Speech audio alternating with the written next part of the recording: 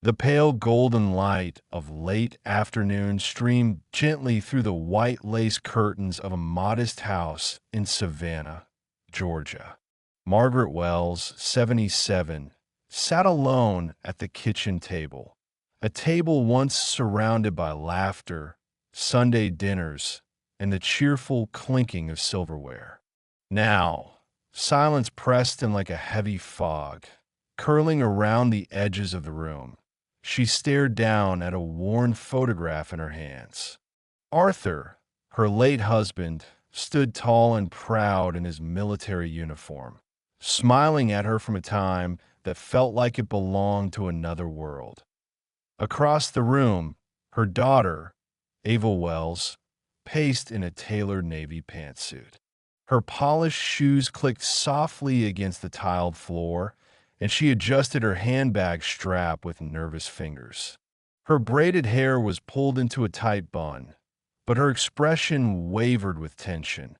Margaret glanced up, her voice a mere whisper, like wind rustling through trees.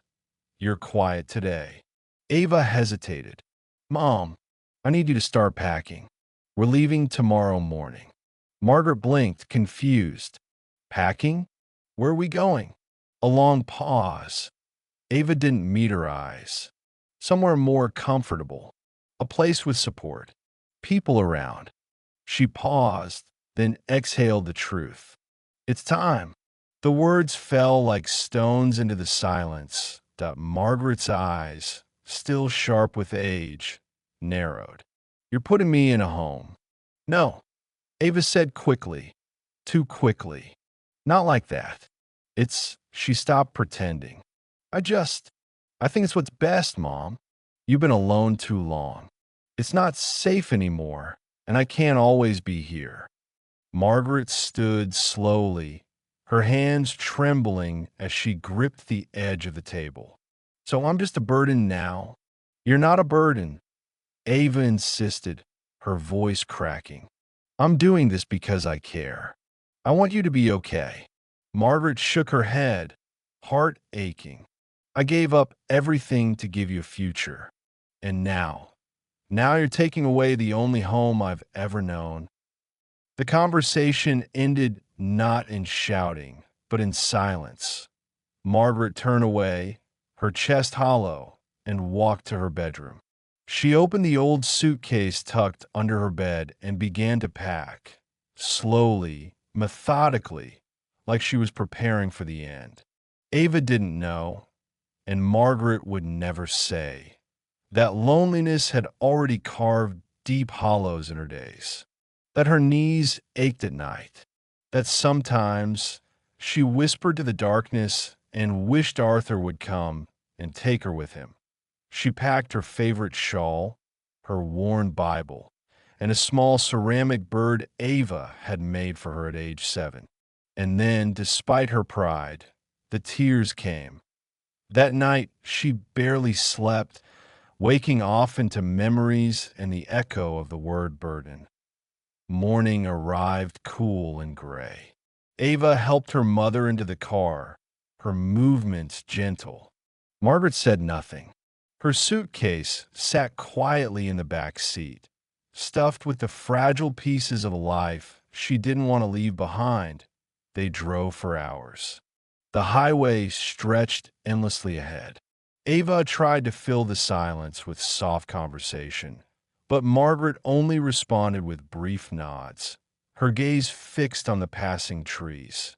Eventually, the car turned off the main road onto a gravel path shaded by tall trees and wildflowers swaying in the breeze. Margaret tensed. "Where are we?" she asked warily. "You'll see," Ava replied, forcing a smile. There was no large building in sight, no facility, only woods, hills, and open sky. Then, as the car slowed, Margaret saw it a house. Not just any house. The house. Her breath caught in her throat, blue shutters. A wide front porch lined with rocking chairs. Flower beds bursting with marigolds. Every detail was familiar, impossibly familiar. This was the house she and Arthur had dreamed of, the one she had drawn in a notebook 41 years ago. They'd once bought the land, dreaming of retiring by the lake. But when money grew tight, they'd sold it to pay for Ava's education. That dream had died, or so she thought. She stepped out of the car, her hand trembling on the door. This can't be. Ava circled around, tears already welling in her eyes. It's real, Mom. I found the old property listing and bought it back. I used your sketches to restore everything. Margaret turned to her, voice barely a whisper. But why? Ava stepped forward and placed her hands gently over her mother's. Because you gave up your dream for mine. You gave me everything. I just wanted to give some of it back. Margaret couldn't speak. Her throat clenched with emotion. She looked again at the wind chimes swaying softly in the breeze, at the sunlight pouring through open windows, and it was as if the weight of years of sadness, sacrifice, and silence lifted from her shoulders. Inside, the air smelled of fresh wood and lilacs. A hand-woven quilt rested on the couch. On the mantel, a framed photo, Arthur cradling baby Ava, grinning like a proud father. Margaret walked slowly through each room, her fingers trailing over familiar wooden fabric, memories blooming around her like spring in the back bedroom. A rocking chair faced the lake. Margaret reached out and touched it. Something deep inside her stirred and settled. She turned to Ava, standing quietly in the doorway. I thought you didn't want me anymore. Ava's voice cracked. Mom, I've always wanted you. I just didn't know how to show it. Until now. Margaret opened her arms. Ava rushed into them. They held each other tightly, the space between them finally gone. In the weeks that followed, Margaret came alive again. She planted flowers in the garden, just like she and Arthur had once planned. She baked bread, played soft jazz on the radio, and in the evenings she sat on the porch with Ava, watching the sky blush orange and pink over the lake. Neighbors stopped by, some old, some new. One brought a scrapbook of the town's history, and in it, Margaret found a photo of her and Arthur at a 4th of July picnic long ago, laughing under the summer sun. Ava visited every weekend. Sometimes she brought groceries, sometimes a notebook full of renovation ideas. But mostly, she brought stories and laughter. Margaret, who had once believed her story was ending, began to feel like a new chapter was just beginning. One morning, while planting lavender by the porch, Margaret turned to Ava and said softly, I used to think dreams died when you gave them up. But maybe some dreams just wait for the right time to bloom. Ava smiled, brushing dirt from her palms.